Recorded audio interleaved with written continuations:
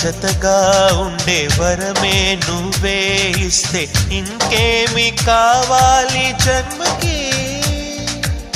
మచ్చలేని చంద్రుడిని మాట రాక చూస్తున్నా, వరస కాని బంధుని చొరవ చేసి అంటున్నా, ఇంకెప్పుడు ఒంటరినని అనరాదని, నీకు సొంతం అంటే నేనేనని. కొమ్మ కొమ్మ విన్నావమ్మ కోయిల వస్తుంది, వస్తూ వస్తూ తనతో వెన్నెల వెలుగులు తెస్తుంది. ఏవమ్మ మరుమల్లి తోరణాలు కడతావా, చిలకమ్మ ఎదురేగి స్వాగతాలు చెబుతావా, పూల పొగరిల్లు